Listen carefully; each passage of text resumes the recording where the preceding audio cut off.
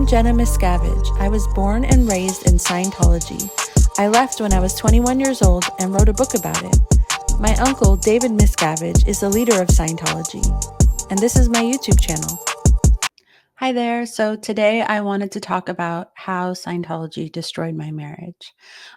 So just for a tiny bit of background, I was born and raised in Scientology, and when I was 2 years old, my parents joined the Scientology's most core organization called the Sea Org, where members of it sign 1 billion-year contracts where they pledge themselves lifetime after lifetime of servitude to Scientology.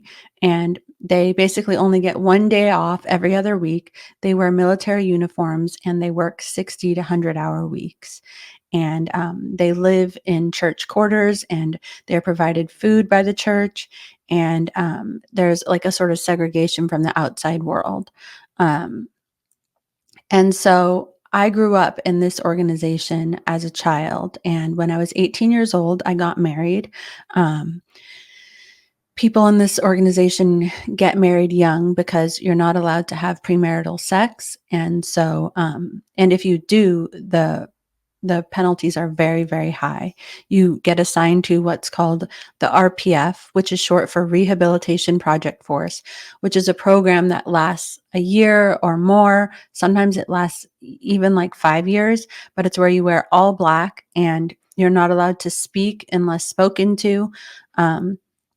You endure 5 hours a day of interrogations where they're asking you about all of the things you've done bad, and you essentially have to confess. And you do that while attached to a Scientology e-meter. This is an e-meter. So they attach you to this machine, and it's a lie detector of sorts. And and when you're confessing, you also have to find the underlying evil purposes behind the bad things that you did, because Scientology believes that there's underlying evil purposes when you do something bad. And on this program, you also have to do heavy manual labor the rest of the time. And if you disobey or mess up, you have to run laps or do push-ups. And you're not allowed to have contact with your spouse other than writing them a letter, and only if they write you first. So the penalties are really high. So many people in this group get married as young as 15, 16, 17, 18. I got married later than most people when I was 18. And even my marriage was just completely out of the ordinary. Like when I was allowed to get married, my parents weren't there. Not a single family member of mine was in attendance at the wedding. I was wearing my uniform and I went back to work the very next day. Actually, I went back to work that evening, but also the next day. And so yeah, that's just a little bit of background on my marriage itself. Another thing that I think is probably pretty pertinent to explain is that from when I was 12 years old until I was fully an adult, I was separated from my parents. They were in California and I was in Florida, 3,000 miles away. I only saw them a couple of times for a couple of hours in all of those years. And from when I was 6 till I was 12, so I never lived in a home with my parents. I lived at a boarding school with other children of members of the Sea organization, and where we did lots of heavy manual labor. So I never lived with my parents. And so, so there wasn't like a tooth fairy. There like my parents weren't there if I was sick or anything like that. And so what you sort of do in this situation is that or I guess what I did is that I replaced my family with friends, and I considered my friends to be my family. And then, after being moved around so many times, and not just for Scientology's purposes, they wanted me in a different position or at a different base. I would, not see those friends. And I think that when I got married, I was sort of very, very much looking for a replacement for my family. And so, getting married was very, very important to me, and it was a big deal. And it represented for me my first family that I had been missing my whole life. All right, so I'm going to fast forward in this story to when I was 21 years old. So at this point, I'd been married for 3 years, almost 4, and I decided that I wanted to leave the Sea organization. And the reason that I wanted to leave was because it was basically a hellhole. Like, we were being screamed at every day at staff meetings. The earliest we were allowed to go home to get sleep was midnight. We weren't allowed to exercise. We were not allowed any days off. We were required to stay up many nights in a row in order to meet quotas for the organization. So my ex-husband, he worked in an area where they made magazines for Scientology and promotional materials. He was a typesetter, and he was required to stay up many days in a row, even sleeping under his desk some days. And they were even giving people B12 shots to keep them awake as long as possible. And where I was working was in the part of the organization where we were acquiring and designing new buildings for churches around the world. And we were also required to stay up night after night. Like, I would say at least 3 nights out of the week, we were expected to pull all-nighters. And it was just to get designs submitted, designs that would never even get looked at. So it was like this big rush for nothing. Basically, if you fell asleep at when we were listening to an L. Ron Hubbard lecture. L. Ron Hubbard's the founder of Scientology. If you fell asleep while we were listening to that, and they would have us listen to these at like 11 o'clock at night, you would basically be screamed at and told you had to clean the dumpster with a toothbrush. You weren't allowed to have a cell phone or any contact with your family. Unless it was via written letter. And in my case, I couldn't communicate with my family at all because they had left Scientology. And it was just this whole culture of people being treated horribly.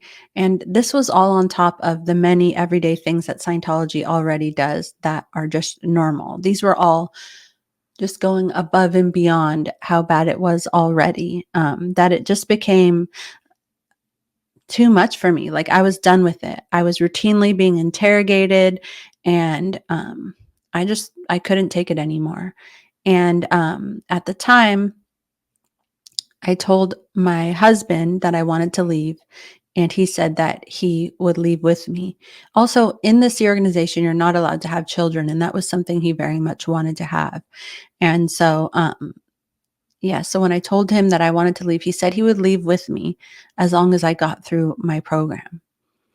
Now, basically, when you leave Scientology or the Sea Org, well, when you leave the Sea Org, you have to get through a program, which is basically an interrogation, because they believe that if you want to leave, that it's because you've done bad things to them and you are trying to remove yourself so you don't do further bad things. And so you have to get an interrogation where they basically find out all the bad things you've done.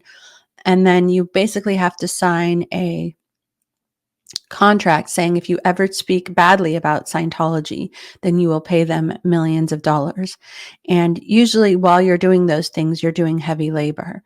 And this, I mean, sometimes they get people through this quickly. Like, I've seen it happen in as short time as a month, or I've seen people be on this routing out program for years. And so while I initially agreed that I would do that, because I'd already been receiving so much interrogation, and because I was just so tired of how I was being treated, how people around me were being treated, I just didn't want to be there anymore at all. And I just did not feel like I could go through this. Now, if you don't go through this process, the stakes are actually quite high. If you leave without completing this process, you get declared a suppressive person. And what that means in Scientology is basically that you're evil. And it means that no other Scientologists are allowed to communicate with you. That means, not on social media, not via phone call, not via email, not at all. You're essentially ostracized. And this might not seem like a big deal if you're somebody who's joined Scientology later in life, you went to regular school and had a regular upbringing. But when you're somebody who was born and raised in Scientology, this is basically everybody you have ever known your entire life. This also includes other members of your family. So if your parents are Scientologists or your child is a Scientologist, if you want to leave the Sea Org, basically, and you don't want to get through this program, you risk not being able to, them not speaking to you ever again. And in some cases where families have like the parents are in Scientology, one child is in the Sea Org, another child is in Scientology. If one of them decides to leave, and the parent still wants to talk to that person, well, they have to choose between one kid and the other kid. So it's really this it's worse than toxic, but it's extremely toxic and controlling dynamic. And it's just one of the many ways how that Scientology gets people to stay longer than they want to and to get them to do what they want them to do. Another aspect of this is that in many cases, Scientologists work for other Scientologists or are employed by another Scientologist. And you also lose all these connections. And so, like me, I was born and raised in Scientology. So it's not just threatening my family connections, all of my friends who I've ever known, but also my livelihood. I don't know anybody who's not a Scientologist. I've never been around people who aren't Scientologists. So it's actually really quite scary. And to compound this, basically we did not get an education as children. We got some bare bones, but there was no grades. I have no high school diploma. I have no GED. I was only allowed to go to school one day a week from when I was 12 till I was 16. And from when I was 16 until I was 18, I was not allowed to go to school anymore, even though I wanted to. And I was working full time for Scientology. So just think of losing your friends, family, connections, possibility of work, and you have no education, and you are under a huge threat to sign these, there's so much pressure on you to sign these documents and get through the interrogation. And despite that, I still couldn't do it. I still could not make myself do it because I had received so many interrogations over the years where they basically keep you in a locked room that you are not allowed to leave, and they make you confess to things even if you say that you did not do anything, and they're recording it with a video camera the entire time. And I just and this is all while you are hooked up to the e-meter. I'm going to show it every time I say e-meter just so you guys can get an idea of how crazy it is. Like, you're holding two cans and you are hooked up to this thing. And I don't know, I had reached my breaking point. I could not go through that anymore. I needed to get away from it.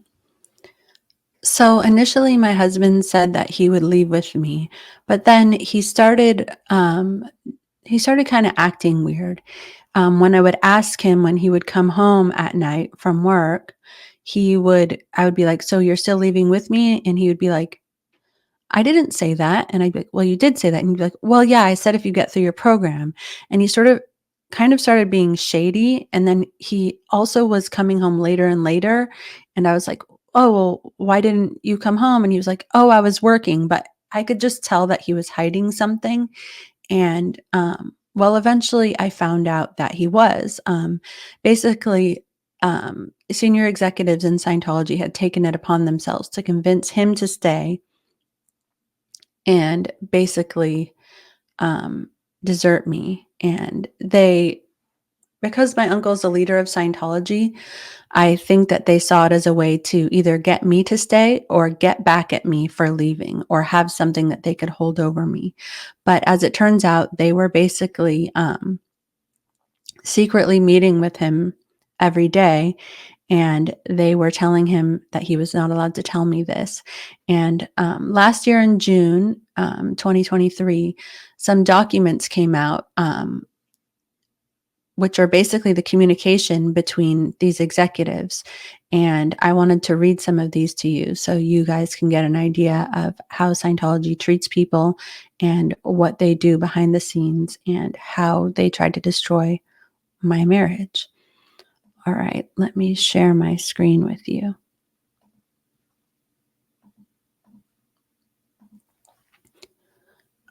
Okay, so this document is being written to my uncle, David Miscavige, chairman of the board, Religious Technology Center.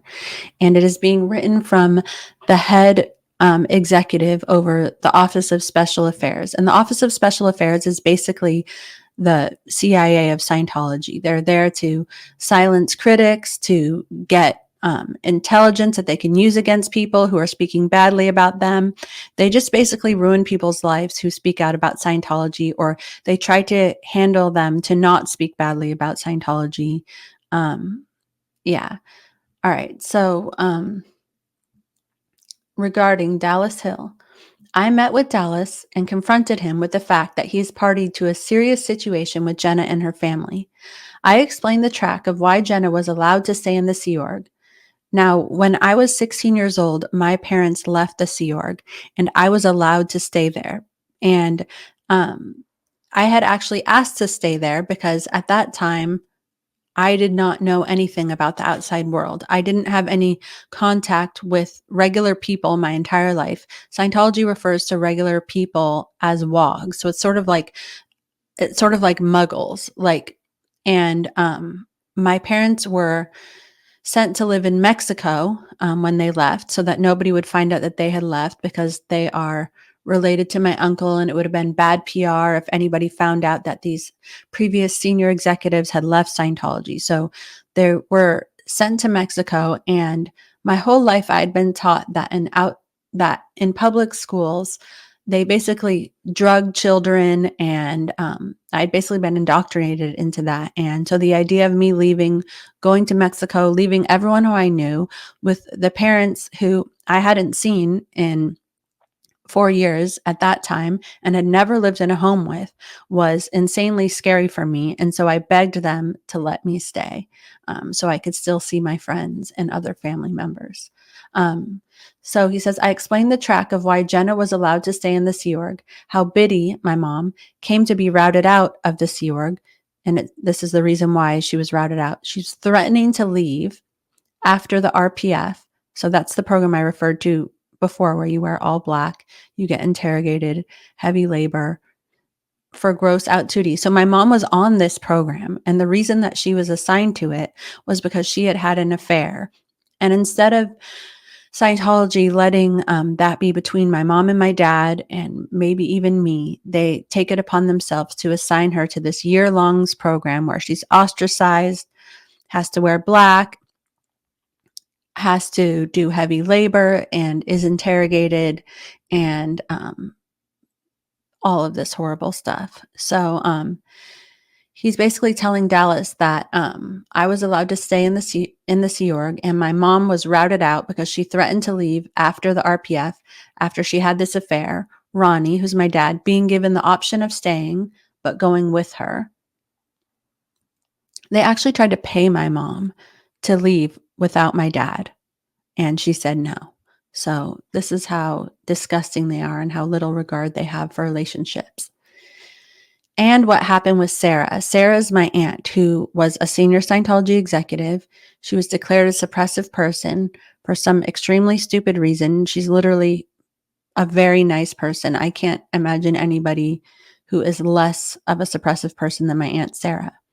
But the point that they're trying to make here is that I have 3 people in my family who they consider to be suppressive persons.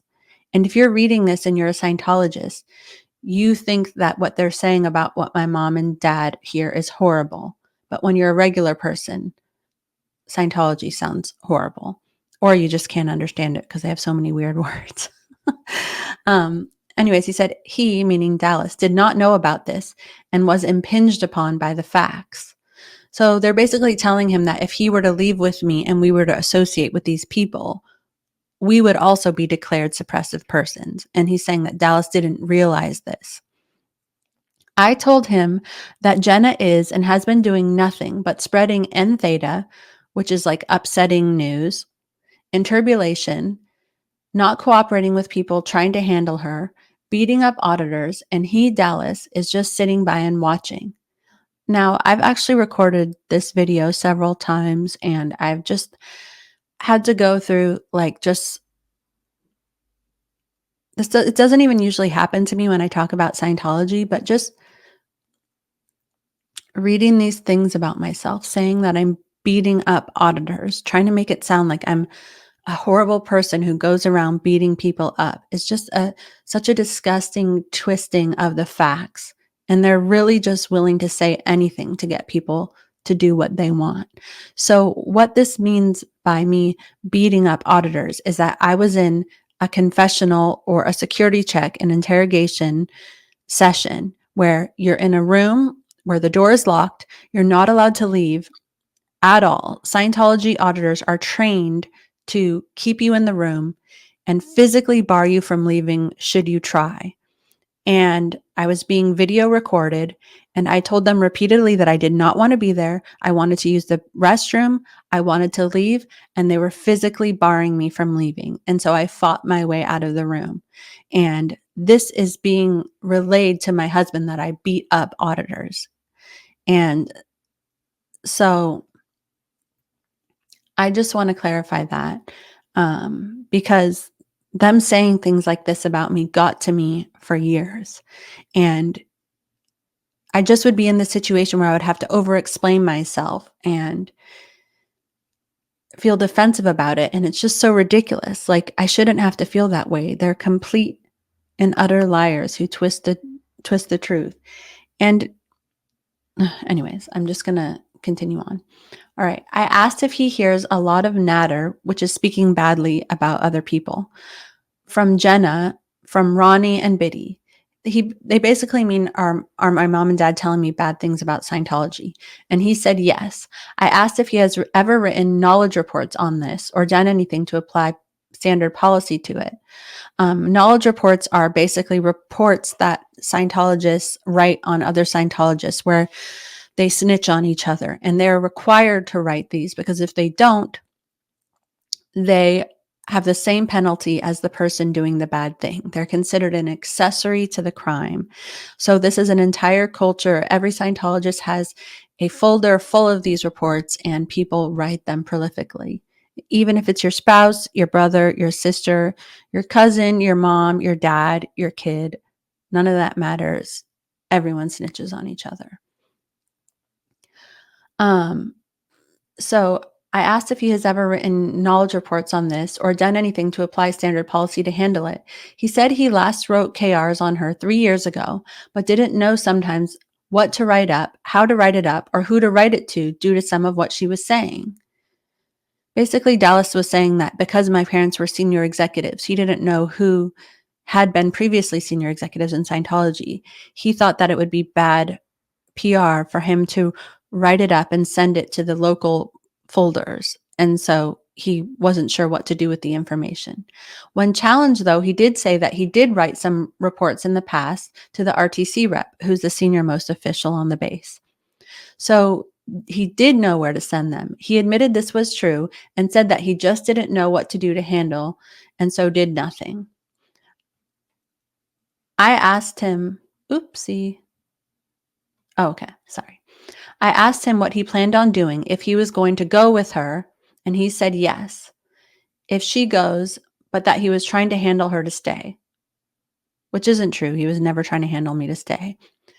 But he was probably just trying to tell this lie to protect himself so that he wasn't in trouble. Because the person who he's talking to in this letter is a senior executive in Scientology who spoke at international events worldwide. Every Scientologist would know this person by name. And so it was intimidating for Dallas to be speaking to this person. I told him this was BS and he was just sitting on the sidelines waiting for someone else to handle her and that he was out ethics for condoning suppressive acts. I asked him what his plan was, and he said to go to his own parents in San Diego and that he wouldn't go to her parents as he wanted her to remain connected up with Scientology, get handled, and get back on lines. I told him this was not going to happen, and there is no way he's going to be allowed to put this onto his family's lines, as this will bar them from the bridge. The bridge is Scientology's path to total freedom. And so he's basically saying that we can't be connected with his family because they won't be able to continue with Scientology if we are.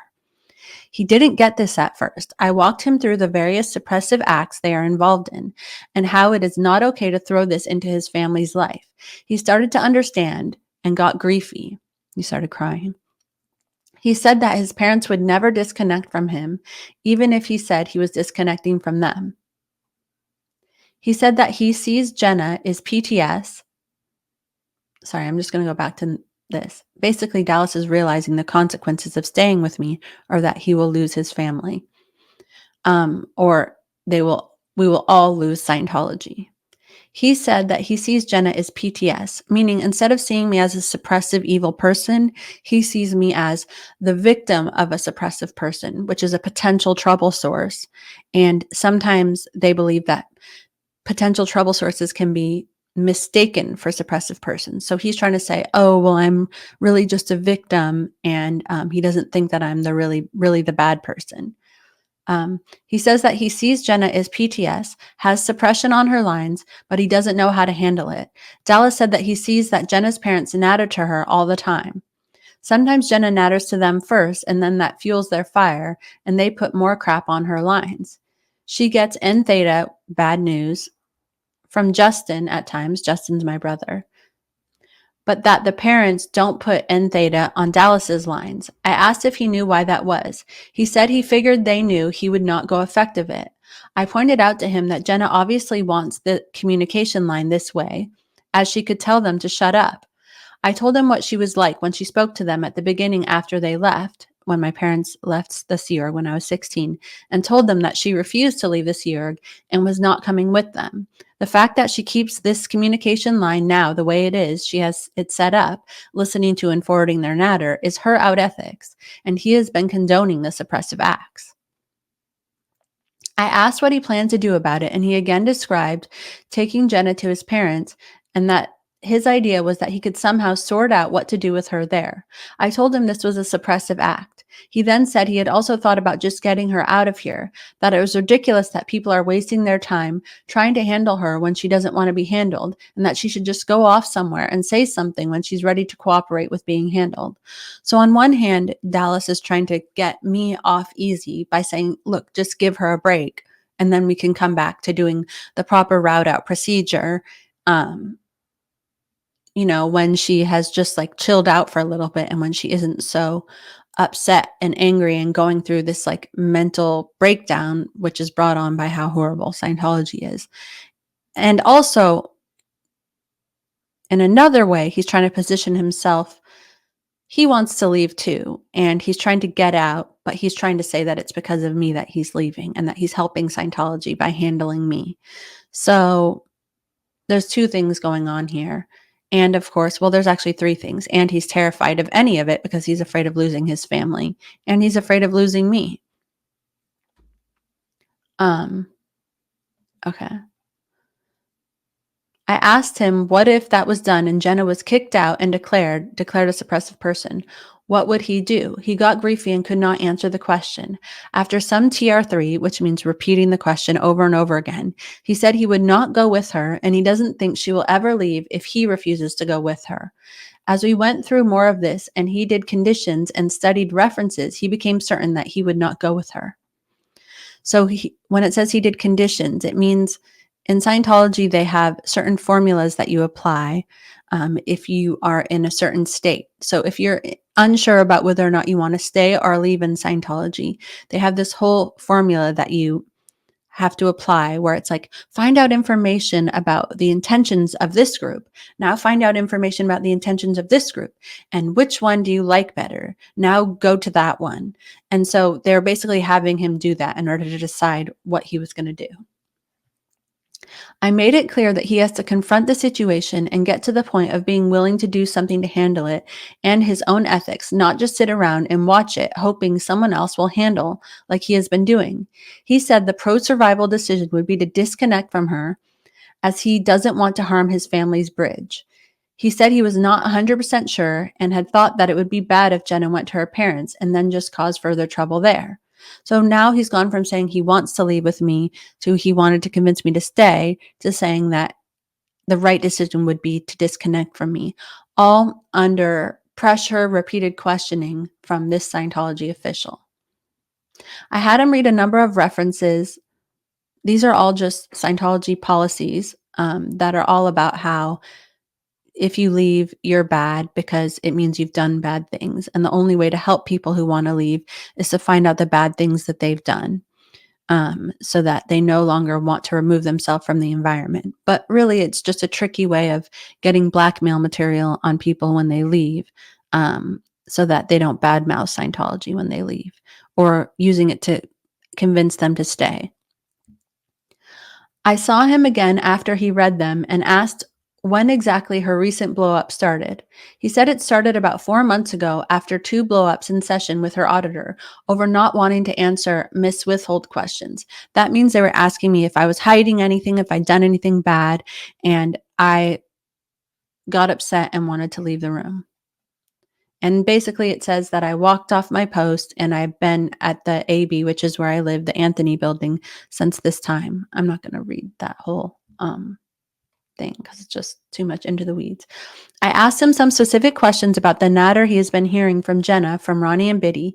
He told me some enemy lines, basically bad things that they said that Scientology considers to be things that enemies say. So my parents are enemies. He told me some of the enemy lines. He has done a full write-up on this separately, and I got him to confront that he is just going into agreement with these enemy lines by not shutting her up, and this is a suppressive act. Now, some of these enemy lines were things like that my uncle David Miscavige beats people in the Sea Org. That actually are true. It's actually something that's true and has been corroborated by many people. He understood that he is not helping her at all, and he is just contributing to her worsening condition. He went into grief and said that he just realized that he has not been helping her at all, and he does want to handle the situation. I told him that he needs to get his own ethics in, as he is an integral part of the problem and has to be part of the solution. Dallas readily agreed with this. He was gotten to do treason. So basically they told him that the way he was behaving was he was in treason to the group. So he had to do the formula for this. He was gotten to do treason, enemy, and doubt. These are all just names of Scientology conditions, which they have formulas for. And doubt was the one I mentioned earlier, where you have to choose which group you want to be in. Though this is not yet complete, and I sent him home, as this was the time he normally goes home, and I didn't want to create a situation with me, because he didn't show up. They didn't want me suspecting that he was talking to other people and get upset about it. They wanted to keep that hidden. And to do a full write-up of the recent natter that she has told him. So basically get him to snitch on me.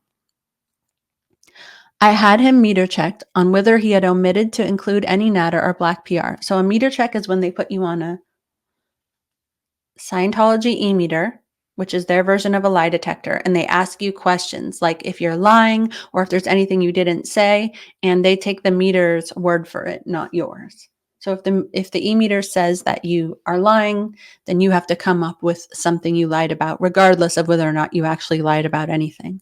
Oopsie.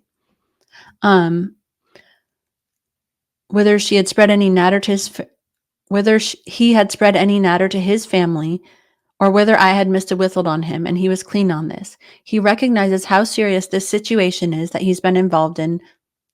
And that he's been involved in suppressive acts, and that he has to stop this and take responsibility for now handling the situation he has helped create. He is very willing to do so and is saluting with both hands. So this is just the beginning in this instance, because they did it many times before, getting my own husband to report on me. But this just shows how they are getting him to snitch on me. They're telling him that if he sides with me in any way, that he will be losing his family.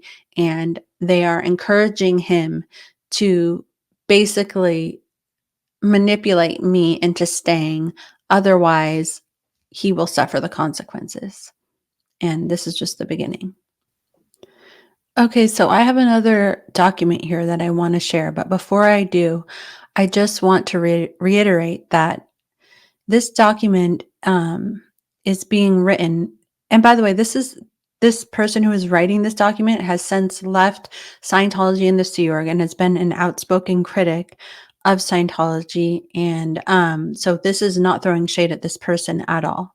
I'm trying to shed light on the mindset of Scientology, and so this person who is writing it is the head officer of the Office of Special Affairs, the senior most official of that department.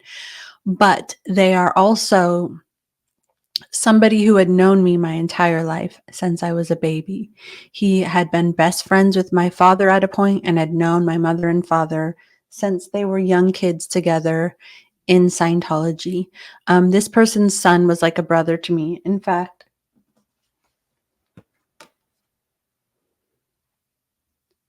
here we are together. That's his son. That's me. And my parents and his parents, his dad is the one who's writing this, had lived together in the Sea Org. And so, yeah, I mean, he knew me since I was younger than this.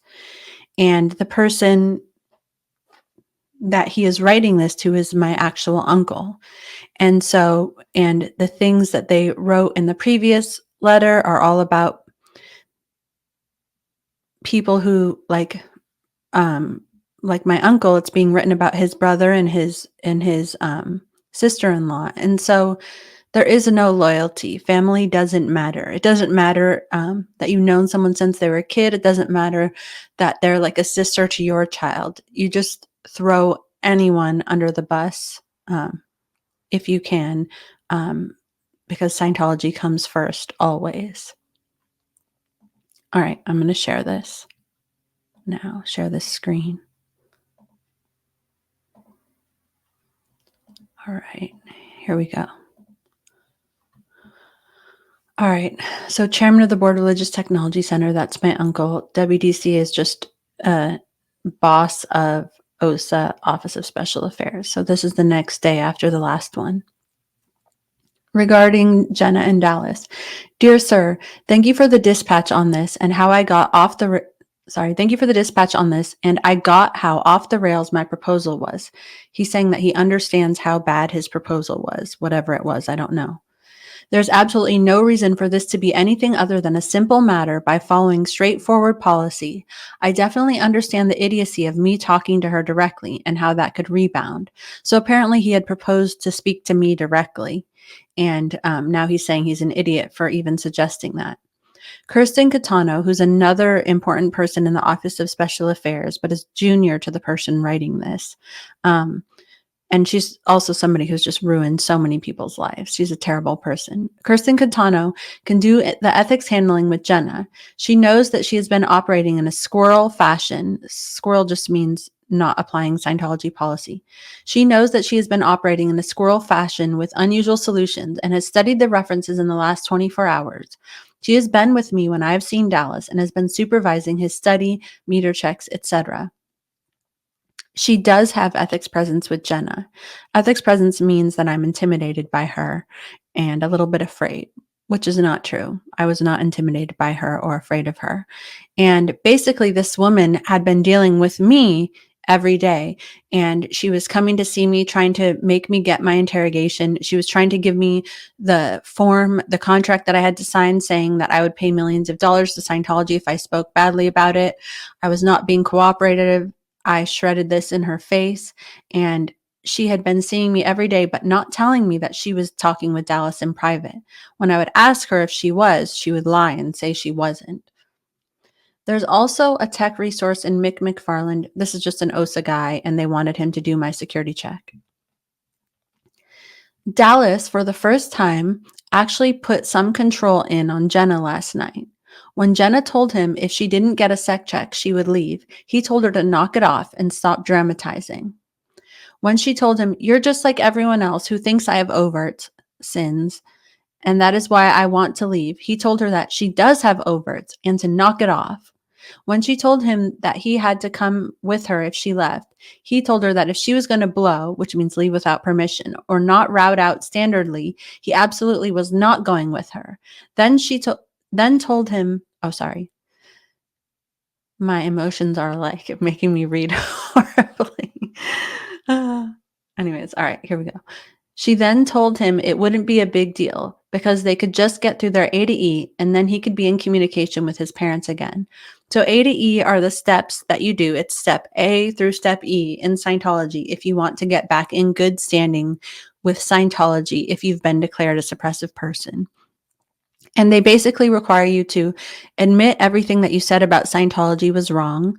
They require you to do hundreds of hours of amends to Scientology, and they require you to pay off any, basically, if you're on staff and you take any classes or any courses, which you're required to take, you're required to study for 2.5 hours a day.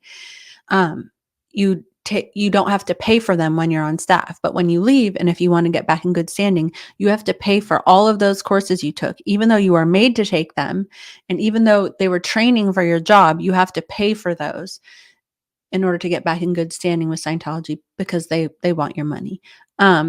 And then you also have to get a interrogation, which could take months, where they put you on the Scientology e-meter and they ask you questions about all the bad things that you've done and you're hiding, and they get a whole big package of blackmail that they can use against you in case you ever say that Scientology did anything wrong ever. And they believe that this will make you back to being a good person if you complete these steps. And yeah, so those are all the things you have to do in order to get back in good standing with Scientology. So he said she then told him it wouldn't be a big deal because they could just get through their A to E and he could be in communication with his parents again. He told her this was not okay and he would have nothing to do with it. She then accused him of trying to force her to stay when she didn't want to by insisting. Oh, sorry. She then accused him of trying to force her to stay when she didn't want to, insisting that she had to get sec checked. He said he is not blowing, which means leaving without permission, and he is not going to be declared. She shut up. So basically, they're saying Dallas put in control on me. And also, it's interesting how they use this terminology. He's not blowing, leaving without permission, but they say that working for Scientology is being a religious volunteer. But if you leave, then they hold your family over you, that you'll never be able to talk to them again. And so how can somebody who is a religious volunteer get in trouble for leaving without permission? That's disgusting. It makes no sense. He has now gotten through a thorough doubt formula, as he was still waffly that if she routed out standardly, he might go with her to, quote, ensure she doesn't create more problems. So he said that Dallas was still waffling about whether or not he wanted to go with me, but he was basically using the fake excuse that he wanted to leave with me just so he could handle me. I looked through his folder and he had a CS Series 79 interview in August and BD'd on Jenna giving him crap. Okay, that is a doozy. It basically means that he had an interview done on him on the e-meter where they were looking to see who the suppressive person in his life was. And when he mentioned my name, he had a long needle reaction indicating that it was probably me. And so they're saying that they really think that I'm the suppressive person in his life. And then basically he came up with someone else's name instead of me, which was wrong. Nothing further was done on this, another indication of the patty cake off-policy handlings that have been being done, until he started confronting the scene with her yesterday and is now moving up from total effect wimp to some level of cause. Total effect wimp. Wow. And now he has done a very thorough doubt formula, really confronting what is and isn't survival across his dynamics. He doesn't want to leave the Sea Org under any circumstances, and he does not want to jeopardize his line to his family. These are very strong, and what he had to overcome was the idea of losing Jenna as a 2D, just as his wife. So they're saying he actually does want to do really does want to do the right thing by staying. He just had to overcome this little idea of, his wife. When he actually did the formula, he came to the right conclusion and he didn't brush it off. The simplicity then is as follows. 1. Dallas stays in the Sea Org under any circumstances now that he has done his doubt formula. 2. Jenna is seen by Kirsten and the following is done.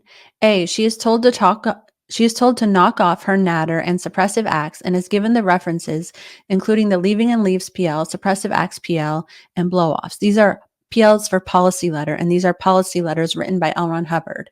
And they talk about how if you leave, you're bad. But this one, leaving and leaves, is basically a whole policy about how if you want to leave Scientology or the Sea Org and you tell somebody, including your spouse, which is what they're referring to right here, then it is a suppressive act for which you can be declared a suppressive person and you can be ostracized and never see your friends, family, or anything like that again. So they're trying to say that it is a suppressive act that I communicated to my spouse that I wanted to leave. B. She is informed that Dallas is not leaving the Sea Org by Dallas with the MAA present. So he can't tell me just himself. There has to be, MAA is a master at arms, and it's somebody who is responsible for making sure people are ethical in Scientology. So he has to be basically with this person when he tells me this. She has made her choice. He isn't in agreement with it, and he won't leave the SO under any circumstances, just like she wouldn't leave when her parents did. C. Put her into a standard leaving staff routing form and move her out of their 2D berthing. So basically saying me and Dallas can't live together anymore. And they want to put me on the routing form where I have to sign the paper and do the interrogation. D. Get her in session with Mick McFarland to pull her withholds. Basically get the interrogation done. When she completes the SEC check, which is the interrogation, and routing form, line up a job and somewhere for her to stay, not in Clearwater or LA, if she doesn't want to go with Ronnie and Biddy. So basically they're saying that even if I do complete all the steps I'm supposed to do, even if I do all that in order to be a good Scientologist, I still am not allowed to live in LA or Clearwater, which is, even that is against Scientology's rules themselves. Like, that's even taking it a step farther to further penalize me. 4, conditional. If she begs to stay, she is placed under a non-interpolation order, which means that if I say one more bad thing about Scientology, then I'll get declared a suppressive person. Posted at the bottom of the org board to work her way up in Cielo Anzo, which is in Australia. So they want to send me halfway around the world to be posted at the bottom of the organization, starting as a cleaner in estates. If Dallas wants to go with her, he can be posted in Decem, which is basically where he can do typesetting in Australia. And if she doesn't want to agree to these conditions, then she just completes her routing out. If she does stay, she calls Ronnie and Biddy and informs them that she decided to stay in the Sea Org and has begged to be able to do so after she was being routed out, and that she doesn't want any more natter or disaffection from them on her lines as she is a Sea Org member. So basically, if I beg to stay, I'm going to get posted as a cleaner in Australia, and I have to tell my parents that they can't tell me anything bad about the Sea Org or Scientology. And basically, it means I can't talk to them because they're trying to take away my cell phone, and I have no other way of communicating to them. Internet at the time in the Sea Org we weren't allowed to have a personal computer. And basically, the only computer we had access to was in a locked room, and you had to get special approval through the Office of Special Affairs in order to access it. And there was a camera in that room.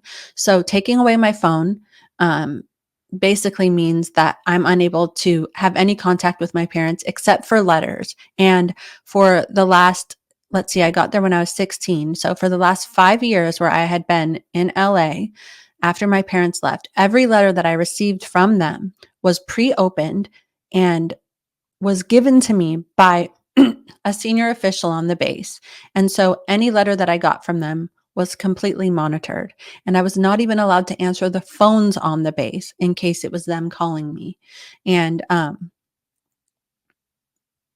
in order to call out from the base, you had to have a special code which had to be approved. So basically, I wouldn't have any contact with my parents. So basically, either Dallas had to disconnect from his family or I had to disconnect from mine. And of course, it was a lot easier for me to do that because I'd already been disconnected from my family half my life. And so, where for Dallas, that was the end of the world.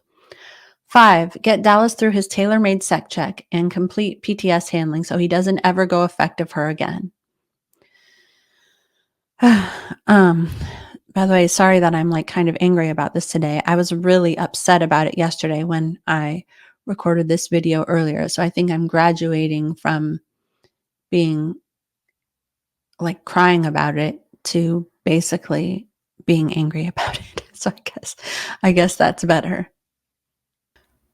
All right. So what wound up happening at this point was that I decided to leave on my own, and because I just couldn't go through with another interrogation. I had been being put through them since I was about 12 years old, and I'd had about 25 of them up until that point, and I just was not in a mental state where I could endure being locked in a room, attached to an e-meter, not being able to leave, and being videoed ever again. So I was like, okay, I'm going to go live with my parents in Virginia. And I was very sad because Dallas was, to me, the only family that I had. And so they were taking me to the airport, and I was packing, and they said that Dallas would just have to come and say goodbye. And then basically we asked if he could at least take me to the airport, and they were like, no. And then he said, well, I'm going to anyways. And so then the gal from OSA, Kirsten Catano, insisted on being there with us. She would not leave us alone. We went to get a bite to eat before we went to the airport, which normally SEERG members aren't allowed to do, but I was leaving. And she sat there the entire time. She listened to everything we said. She wouldn't give us any space whatsoever. And basically, at the airport, I told Dallas that I did not want to leave and that I would stay if it meant that I could still be with him. And it was because at that point I remembered that there was something that another senior official had said to me, which was basically like, we basically don't care about Dallas without you. If you're gone, he can just be thrown to the sharks. And so I was basically worried about what was going to wind up happening to him. And so I said I would stay, which I sort of felt like if I had a little bit longer with him and I was pretending to be good, then I could get him to leave with me. And basically, once I told him that, he started crying, and he told me basically that they'd been meeting with him in secret, telling him bad things about my family, telling him that he would lose his family, and basically just everything that had been going on came out, who he'd been talking to. And again, this was surprising because it was people who I'd known my whole life. And basically then we told Kirsten that we wanted to stay. And I was sort of making a scene at the airport when she wouldn't give us any space. I was like, leave us alone. I'm with my spouse. I'm allowed to talk to him privately. And because it looked bad on Scientology for me to be yelling that, she stepped away because she was in uniform. And so we said we were going to stay. They said, you guys can't stay. And they said, you guys need to be separated. And Dallas said no. And then basically they said, all right, well, then you both have to leave. And this was great for me. And it was great because Dallas was like, well, you're not letting us do what Scientology says we can do. And so you guys are bad. So now I have no choice but to leave. So he was now on board with leaving with me. And then we went that night. They said we could not go back to our room and get our stuff, which is actually illegal. And we stayed that night at the Travelodge. And when we woke up in the morning, the security chief was there, and he basically had a U-Haul of all of our stuff with the most meticulous inventory of every single thing that was in the truck. There were a few things missing, like certain Scientology policies, but this basically means that they went through all of our stuff to make sure of what we were and weren't taking with us. So, like, there are photos that I had that I've never seen since, and it was just really weird and creepy. And then the security chief told Dallas, he said, "I'm going to do everything in my power to make sure you never speak to your family again." And then we drove down to San Diego, and basically, apparently they thought that we were going to Virginia, because that's where the U-Haul was booked to. But instead, we went to Dallas's parents' house. And when we got there, we were well received by his mom, but his dad was really worried about his status within Scientology and what this meant for him. So we told both of them everything that we'd been going through, the conditions of the Sea Org, what had been going on with us, the past few years, how Dallas had been interrogated in a basement. And we just told him everything that was going on, all of the abuses that David Miscavige was beating people, that all of the terrible things, the forced abortions, the lack of education, the manual labor as children, and basically Dallas's dad still wanted us to go work things out with Scientology. And yeah, he pretty much immediately started speaking to them, and they contacted him. And I have another document here, which I want to share with you. That is also, again, from the chief of the Office of Special Affairs, and it is to a senior executive in Scientology, to my uncle. Okay, let's see.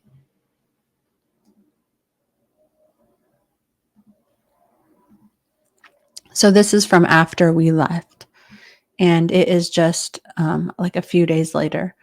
So regarding Hill's handling, dear sir, situation, a standard on-policy handling is needed for Jenna and Dallas to deal with them and those that are in contact with them so they don't create any inturbulation, upset, or disaffection. You asked what the lie was on Dallas, and it was that he was not a handled particle, though I said he was. A handled particle just means an individual. And he should not have gone with Jenna to pack or go to the airport. I didn't confront how completely under her spell he had been and how quickly he would fall back under it. I was delusory, wanting to believe that once he had told her he wasn't going with her on his own origination, he was not going to crash and burn immediately.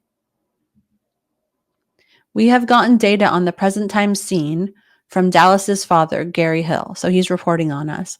He was initially spoken to by the director of special affairs, who's the OSA representative locally in San Diego. And he told the DSA that he would not discuss anything about Jenna and Dallas with him, as it was a Sea Org matter and not a regular Scientology church matter. Kirsten then called him.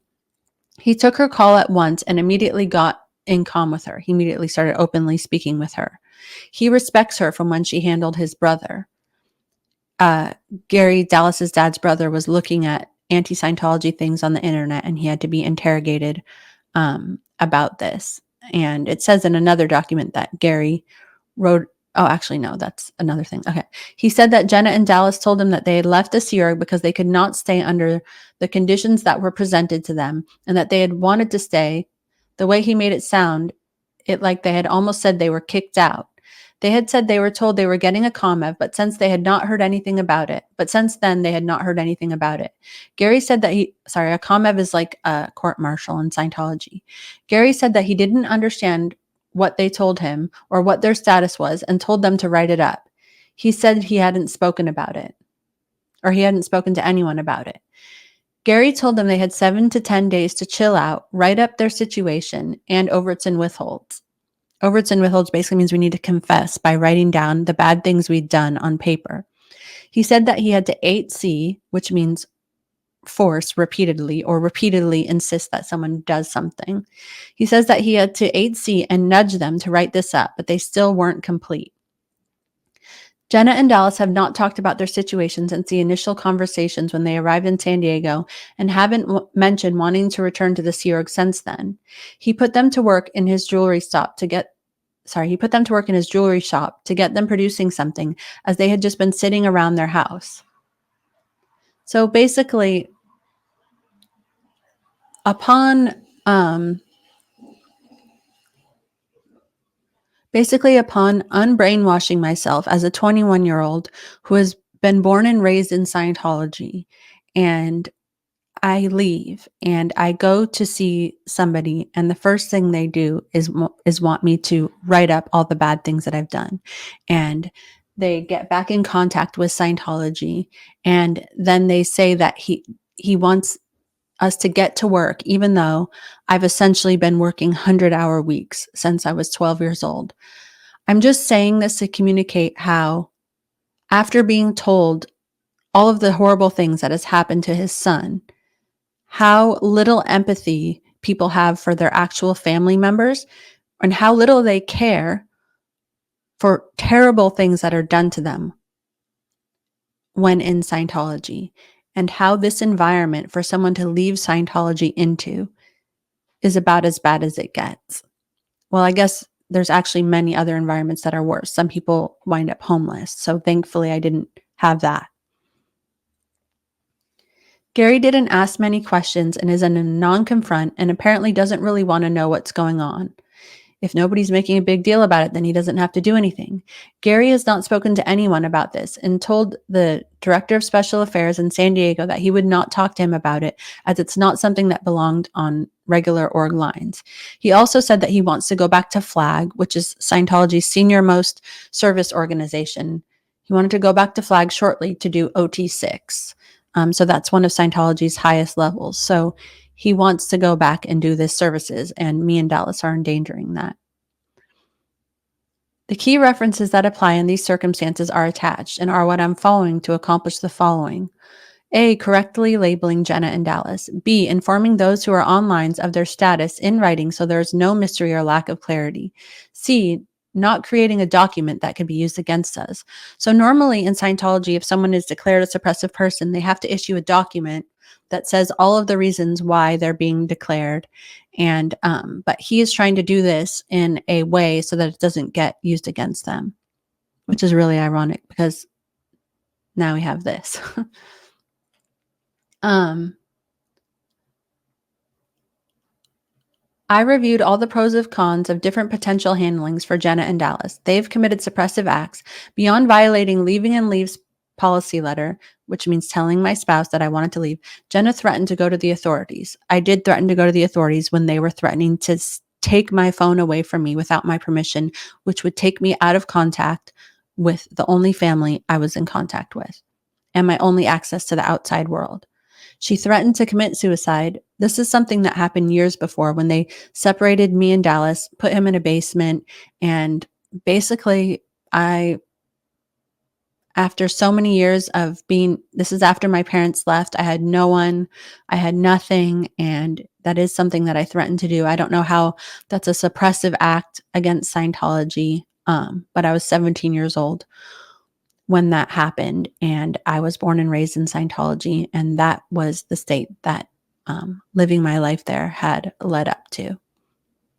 And that is a product of their actions and somebody who they raised. She chewed up auditors and physically assaulted them and other staff. We went over this before. There was no other staff that were physically assaulted. She was mutinous and refused to work, and Dallas is an accessory to them, my crimes, as covered in the knowledge reports policy letter. Per policy, they should be declared suppressive persons.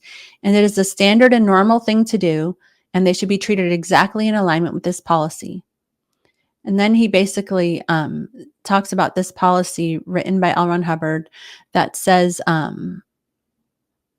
that basically tells someone that they're declared and the actions that they need to take to get back in good standing. He says he thinks it's a good idea to send this because it's very compassionate and therefore would be unusable to attack them, while totally dead agenting, which means discrediting the guy and making clear that he had to do the steps A to E in order to get back in good standing. So this is that policy. Okay, how to handle Gary and Gail Hill, that's Dallas's parents. Before the letters are sent out, a project will go to San Diego and pull in Gary Hill and brief him on what happened with Jenna and Dallas so he understands. This will be Ryan Boswell, who's the security chief, and Joan Diskin, who's an OSA auditor who does security checks, interrogations on people. Joan has a very good line with him as she sec checked his brother while when he was reading the internet and handled him, and Gary wrote a commendation on her. So she interrogated Gary's brother, and Gary wrote a commendation, which is a letter saying how great she did.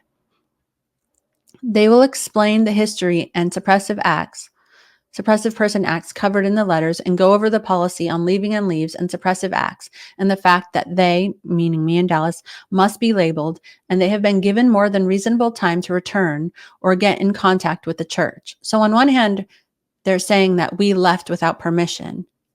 And then on another hand, they're saying that they kicked us out, and which is what they say in the committee of evidence that eventually got issued. They have committed suppressive acts and they're going to be declared per policy. He is going to have to disconnect from them. So they're saying that right here that Dallas's dad is going to have to disconnect from us until they complete their steps A to E. They will go over the policy with him, then handle the mother in the same way. Tell them Jenna and Dallas are going to have their letters delivered, and then they're going to have to arrange to get them out of the house and business right away, just per the policy quoted above. So basically, we're going to get kicked out of our house, and we're going to get kicked out of our job, and we have no connections. We're not allowed to speak to any Scientologists. We're just going to get kicked out. Jenna and Dallas will go to Virginia, where my parents are. If they don't, it's fine, as long as they don't go to any Scientologists in good standing. Even if we went to the trouble of setting them up with a job and we could get them to agree to do it, they would likely leave from it very quickly, as they want a free ride. They would ultimately end up in Virginia. Ronnie and Biddy will not be upset about Jenna and Dallas coming to Virginia. Ronnie and Biddy were happy for both Jenna and Dallas to come earlier when Jenna was threatening to leave. With the line cut to Dallas's family, there won't be any way for any natter to get to them.